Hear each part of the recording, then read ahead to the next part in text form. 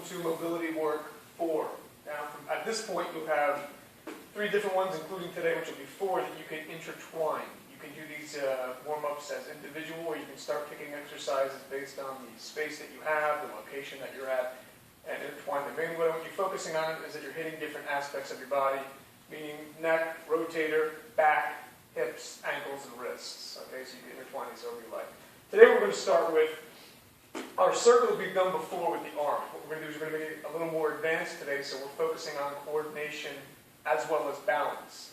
So when we've done circles before, shoulder circles, both arms have been going the same direction. Today we're going to vary that, so one is going forward and one is going backward. Your hands should be meeting in the center. When you start this, it might be difficult for some of you. This will improve your coordination. So we're starting in one direction. One's going backwards, one's going forward, and then we are going to switch and do the exact opposite thing on the other side. So once again, one's going forward, one is going backwards. You're making sure that your palms are meeting in the center. This will make it a little bit easier for you. It might feel awkward when you first start doing this. That's one of the new ones. So that is different from just circles forward. We're bringing a coordination aspect into this, and you can blend these together.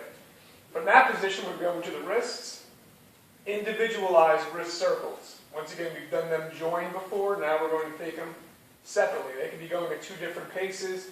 It doesn't make a difference. The reason that we're working on the wrist, it's a flexible joint. Your elbow is a stable joint. We want to make sure these are warmed up. If you have wrist problems, watch the speed and watch the range of motion that you're doing this on.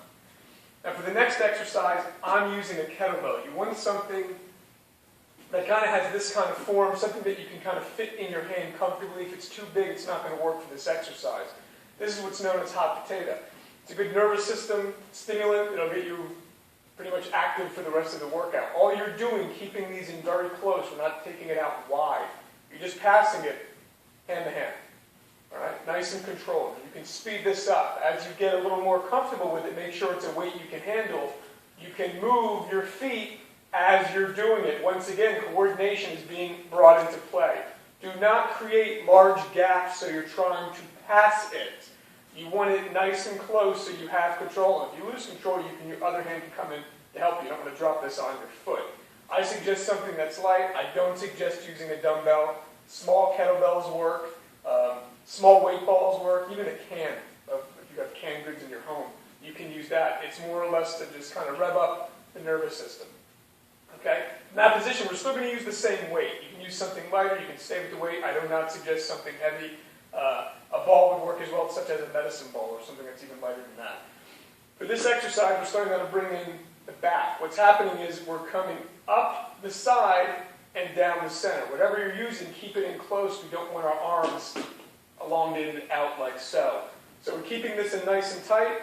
It's coming up the side. I stay tight. Down the center. All right? I'm not slamming anything. So if you're using a ball, we're not turning this into a Hulk slam exercise. Make sure your head follows the weight on the way up, down the center. So on the way up, down the center. Based on your range of motion, that's how you're turning. Turning slightly, comes up, down the center. You're starting to open up the back. Twisting is helping the obliques. You're using your hips. Okay? I'm done with the kettlebell for now. From there, we're going to move down, lower regions for the hips. Okay? We've done all kinds of circles and kicks and everything else. What we're doing today is now starting to put this into movement form. There's 2 different ones that I'm going to show you. You can use either one. Okay? Based on your flexibility, you can also straighten out the leg, but we're starting very basic, and we're doing this in a 3 kind of pronged circuit. So what's going to happen is our knee comes up. We're familiar with that one. Rather than continuing in this range, we're going to go from knee forward, knee out, knee in. All right? So it's a continuous motion. All right?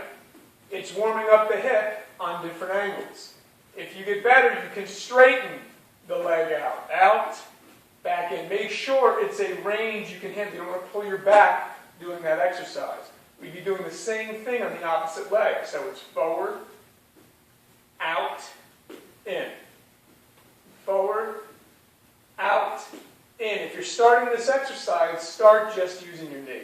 work on your range of motion. As that improves and your knee can come up higher, and you develop better flexibility, then you can start to straighten out your leg. Is that necessary for the exercise?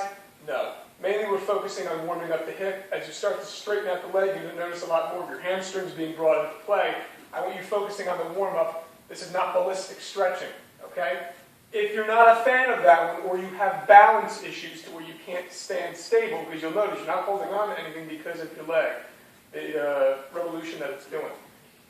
Standing straight, the knee can just come up, meaning it's a continuous one. I'm not bringing it behind, my glute's not getting activated back here. It's just in place, I keep my hands up, okay?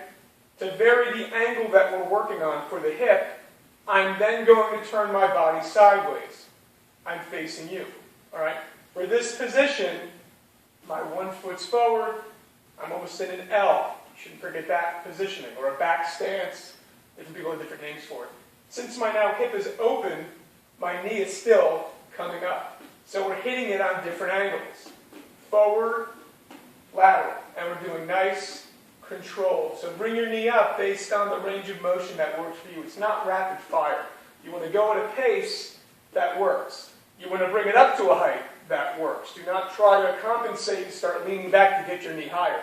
You want to be standing straight and bring your knee up as high as you comfortably can.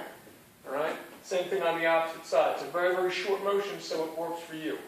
You have options now. You can pretty much start bringing these together. Okay? As you get more advanced, balance comes into play with the warm-up, so we're using different muscle groups. We're activating everything at one time rather than just focusing on one, then another, and then another. Try these out and let me know what you think.